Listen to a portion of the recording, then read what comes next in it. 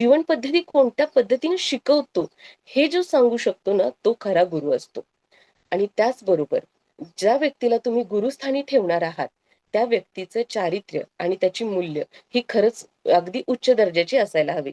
कारण गुरुचं आचरण म्हणा, त्याचा प्रामाणिकपणा, त्याचा दयाळूपणा, संयम, इतरांशी असलेलं त्याचं नातं, तो कसा लोकांशी डील करतो, ह्या गोष्टी खरंच खूप महत्त्वाच्या आहेत. लोभ आहे, अहंकार आहे किंवा आसक्ती आहे किंवा जो एखादा आणि अनैतिकतेला प्रोत्साहन देणारा व्यक्ती आहे, तो खरा गुरु कधीच होऊ शकत नाही. आणि दुसरं खरा गुरु कधीच ना ज्ञानाला मूल्य लावत नाही. पण आता आधुनिक काळामध्ये गुरुदक्षिणा म्हणजे ही थोडी कंपल्सरी गोष्ट झालेली आहे. आता ती प्रथाच तशी आहे. पण लक्षात ठेवा, जो केवळ पैशासाठी शिकवतो, तो व्यापारी असतो. आणि जो शिष्याची क्षमता पाहून मग दक्षिणा घेतो किंवा मूल्य आकारतो आणि किंवा गरजूंना तो मोफत शिकवतो, तो खरा गुरु. आणि ह्या बाबतीत सगळ्यात मूर्तिमंत उदाहरण कुठलं असेल, तर आपली शतायुषी फॅमिली. तुम्हाला एक सांगते, आपली शतायुषी फॅमिली 37+ वर्ष आपले जे इथले योग गुरु आहेत किंवा इथले जे योग शिक्षक आहेत, जवळ-जवळ 37+ वर्ष योग साधनेमध्ये कार्यरत आहेत. आणि एका नारळाचं देखील काय म्हणतात ना, दक्षिणा न घेता ते आजपर्यंत कार्य करत आहेत. म्हणजे कुठल्याही गोष्टीची त्यांनी आपल्या अपेक्षा न ठेवता भरभरून ज्ञान कसं द्यायचं, ह्याचं मूर्तिमंत उदाहरण म्हणजे आपली शतायुषी फॅमिली आहे. कारण बघा, आपले योगाचे सकाळी जे वर्ग सुरू असतात, वर्कआउटचं बॅच सुरू आहे. आपलं हे मॉर्निंग हिल स्टेशन बघा. आता नॉर्मली बघा, आपण एखादा झुंबाचा क्लास लावायचा म्हटलं, योगाचा वर्ग लावायचं म्हटलं, तर किती तिथं फी घेतली जाते. पण आपली ही शतायुषी फॅमिली त्यांच्याकडून जे काही द्यायचं आहे, ते अगदी निःशुल्क देत आहे. म्हणजे कोणताही चार्जेस किंवा कशाचीही अपेक्षा न करता तुम्ही तुमचं आरोग्य सुधारा यासाठी ही शतायुषी फॅमिली अगदी दीपस्तंभासारखं काम करत आहे. आणि सगळ्यात महत्वाचं म्हणजे जर तुम्ही एखाद्या गुरुचं शिष्यत्व पत्करणार असाल, तर त्या व्यक्तीकडनं आधी काही दिवस किंवा काही महिने व्यक्ती त्या क्षमतेचा आहे का, हे चाचणी करणं खरंच खूप गरजेचं आहे. आता त्याच्यानंतरचा मुद्दा येतो, तो प्रयोगयोग्य आहे का नाही? म्हणजे गुरु हा नेहमी दूरदर्शी किंवा असं खूप तासभर छान मोटिव्हेशन व्याख्यानं द्यायला लागलाय आणि मग तो लोकांना आकर्षित करायला लागलाय. हे फक्त इतकंच असणं उपयोगाचं नाही. तर तो तुमच्याबरोबर बसून तुमच्या शंका सोडवेल किंवा तुमच्या प्रगतीवरती बारीक लक्ष ठेवून असेल किंवा तुम्ही कुठं चुकत असाल, तर तो तुम्हाला तिथं गाईड करेल. तुमच्या मार्गातल्या अडचणी सोडवण्यासाठी तो तुम्हाला मदत करत असेल, तो खरा गुरु आहे. त्याचबरोबर त्या गुरुकडनं जे काही शिष्य शिकून गेलेले आहेत, त्या लोकांशी देखील बोलणं गरजेचं आहे. म्हणजे त्यांच्या जीवनामध्ये ह्या गुरुच्या सहवासामुळं काय चेंजेस झालेले आहेत, त्यांची काय प्रगती झालेली आहे, हे जेव्हा तुम्ही आता त्या गुरुविषयी असणारा कॉन्फिडन्स तुमचा खूप वाढू शकतो. आणि त्याचबरोबर तुमच्या मनामध्ये जे आंतरिक भावनेला पहिल्यांदा तुम्ही प्राधान्य देणं गरजेचं आहे. कारण खरं सांगू, तुमचा खरा गुरु हा तुमचा अंतरात्मा असतो. ज्यावेळी एखादी गोष्ट करत असताना जर तुम्हाला आतून फिलिंग येत असेल, की ही गोष्ट नको करू, तर त्या क्षणी तुम्ही तिथं थांबणं गरजेचं आहे. कारण तुमच्या आत बसलेला जो तुमचा अंतरात्मा आहे, तो तुम्हाला दिशादर्शकाचं काम करत असतो, की बाबा तू इकडं जाऊ नकोस. पण तो आवाज आपण ऐकणं खूप गरजेचं आहे. त्यामुळे ज्या गुरुकडे गेल्यावर तुम्हाला प्रेरणा, शांती, आत्मविश्वास, आनंद मिळतो, तोच खरा गुरु आहे. आणि जर जिथं गेल्यानंतर तुम्हाला भीती, संकोच, दबाव किंवा अस्वस्थता वाटत असेल किंवा तिथं तुम्हाला छानची फीलिंग येत नसेल, तर नक्की समजा हा गुरु तुमच्यासाठी योग्य नाही. आणि सगळ्यात एक आदर्श गुरु कोण असेल, तर आपली आई किंवा आपले जे मेंटॉर आहात, ते एक आपल्यासाठी खूप चांगल्या गुरुची भूमिका बजावत असतात. कारण हीच लोकं अशी आहेत, जी तुम्हाला प्रगतीपथावर नेण्यासाठी खूप मदत करत असतात.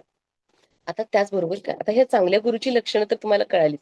पण त्याचबरोबर कोणत्या पद्धतीचा गुरु टाळणं गरजेचं आहे, हे पण कळणं खूप गरजेचं आहे. म्हणजे बघा, एखादा गुरु असतो त्याला फक्त स्तुती आवडते, तुम्ही दिलेल्या भेटवस्तू आवडतात किंवा तो तुमच्याकडनं सेवेची अपेक्षा करत असेल, तर तो खरा गुरु नाही. किंवा जो तुम्हाला इतर शिष्यांच्या पासून किंवा इतर लोकांच्या पासून वेगळं करत असेल आणि फक्त स्वतःमध्ये गुंतवून ठेवत असेल, हा असा पद्धतीचा गुरु देखील चांगला गुरु ह्या क्रायटेरियात बसत नाही. त्याचबरोबर जो आपल्याला आंधळेपणाचं अनुसरण करायला लावत असतो. म्हणजे कसं माझ्या पक्ष नाही किंवा मी जे सांगतोय तेच बरोबर आहे. अशा पद्धतीचं जेव्हा शब्द एखाद्या गुरुकडनं येत असतील, तर नक्कीच ही धोक्याची घंटा आहे. आणि जो गुरु तुमच्या व्यक्तिगत सीमांचा आदर करत नाही, म्हणजे बघा एक अनुचित स्पर्श असू दे किंवा आर्थिक गरज असू दे, तुमच्या जीवनामध्ये हस्तक्षेप असू दे, असं करणारा व्यक्ती देखील चांगला गुरु ह्या क्रायटेरियात बसत नाही.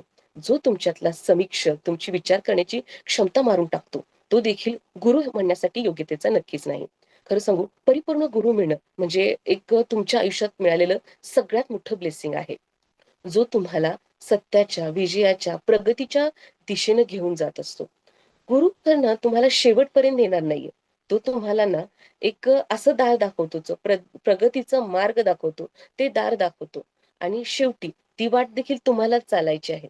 आणि सर्वात महत्त्वाचं म्हणजे तुमच्या अंतरंगातली कुतूहल म्हणा, जिज्ञासा म्हणा, शिकण्याची तत्परता हीच तुमची खरी गुरुविषयी असणारी ओढ असू शकते.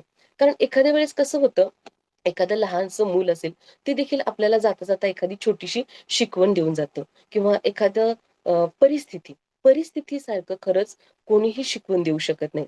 कारण एखाद्या सिच्युएशनमध्ये आपण कसं बिहेव करतो आणि त्याच्यानंतर आपल्याला त्याचा काय लाईफवरती इम्पॅक्ट होतो, याच्यावरती तुमच्या प्रगतीचा किंवा तुमच्या अधोगतीचा मार्ग ठरत असतो.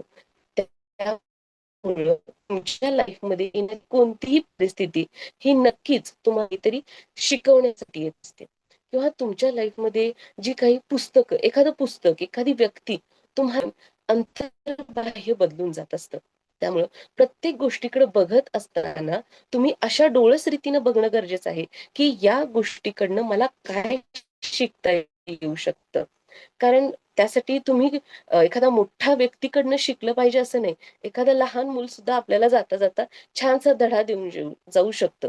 पण त्यासाठी आपले डोळे उघडं असणं, ते डोळस असणं हे खूप महत्वाचं आहे. आणि त्यासाठी आपली ही शतायुषी फॅमिली तितकीच खूप मोलाची भूमिका जशी बजावत आहे. म्हणजे इथं होणारे जे टॉपिक्स असू देत, ह्या मॉर्निंग फील्ड स्टेशनवरती ज्या पद्धतीचं लेसन दिले जात आहेत, लाईफ लेसन मिळत आहेत, हे आपलं लाईफ घडवण्यासाठी खूप उपयोगी पडत आहेत. जी मूल्य खरंच आपण विसरत चाललेलो आहोत, त्या मूल्यांना कुठेतरी उजाळा देण्याचं काम ह्या मॉर्निंग फील्ड स्टेशनवरती होत आहे. आपलं अ, जीवन जगण्यासाठी जी पॉझिटिव्हिटी, जी ऊर्जा लागते की नाही, ती ऊर्जा इथं भरभरून वाहत आहे. मग आपल्याला काय करायचंय? फक्त आपण इथं जॉइन होणं आणि ही ऊर्जा आपल्यामध्ये भरून घेणं आणि जास्तीत जास्त ह्या ऊर्जेचा प्रसार करणं, ही खरं म्हणजे आपली जबाबदारी आहे. म्हणजे होतं कसं, एखादी चांगली गोष्ट आपल्याला मिळाली आणि हा मानवी स्वभाव आहे, की आपल्याला सल्ले द्यायला खूप आवडत असतं. मग द्यायचं पण हा सल्ला, की बाबा हे एक चांगलं ठिकाण आहे, जिथं मी अंतर्भाग बदलून गेलेलो आहे आणि तुझ्या लाईफमध्ये देखील जर खूप महत्वाची भूमिका बजावू शकते. मग इथं आपल्याला करायचं काय आहे बरं? फक्त ही लिंक जास्तीत जास्त लोकांच्या पर्यंत द्यायची आहे आणि त्यांना हा जो खजाना आपल्याला मिळाला आहे, तो खजाना जास्तीत जास्त लोकांच्या पर्यंत कसा पोहोचेल, यासाठी आपल्याला प्रयत्न करायचा आहे. म्हणजे गुरु हा फक्त असा खूप मोठी व्यक्ती किंवा खूप आदर्श व्यक्ती असं नाही. एक छोटीशी तुमची कृती देखील गुरुची जशी क्रिया होते, तशी तुमच्या ह्या छोट्याशा क्रियेने देखील होऊ शकते. ही एक साधी लिंक तुम्ही जास्तीत जास्त लोकांच्या पर्यंत पोहोचवून देखील. त्यामुळं गुरुची निवड करत असताना तुमची बुद्धी, तुमचा अनुभव, तुमचं अंतःकरण एकत्र करा आणि त्या ज्या क्रायटेरियामध्ये आता ज्या आपण बोललेलो आहोत, त्या क्रायटेरियामध्ये जो व्यक्ती जे पुस्तक बसतं, जी स्थिती बसते, त्या व्यक्तीला तुम्ही गुरु मानू शकता आणि त्याला आचरण करू शकता. आणि शेवटी तुमच्या मनाचा सल्ला हा सगळ्यात महत्वाचा सल्ला ठरू शकतो, जो तुम्हाला प्रगतीच्या, यशाच्या मार्गाकडे नेऊ शकतो. आणि हा गुरु त्या ठिकाणी एका दिशादर्शकाची, एका दीपस्तंभासारखी भूमिका जो बजावत आहे, त्याच्याकडे फक्त आपले लक्ष असणं आणि त्यानंतर आपल्या प्रगतीच्या पथावर आपली वाटचाल होणं, हे खूप महत्वाचं आहे. आणि त्यासाठी तुम्ही नक्की प्रयत्न कराल आणि तुमच्या आयुष्यातील जो गुरुचं स्थान आहे, त्यासाठी जे काही व्यक्ती आहेत त्यांच्याकडे डोळस रीतीने बघाल ही अपेक्षा व्यक्त करून मी आज थांबते. धन्यवाद. जोरदार क्लॅपिंग करणार आहोत आपण प्रियाताईंसाठी. लाईफमध्ये आपल्याला गुरु लागतो का? 100% लागतो.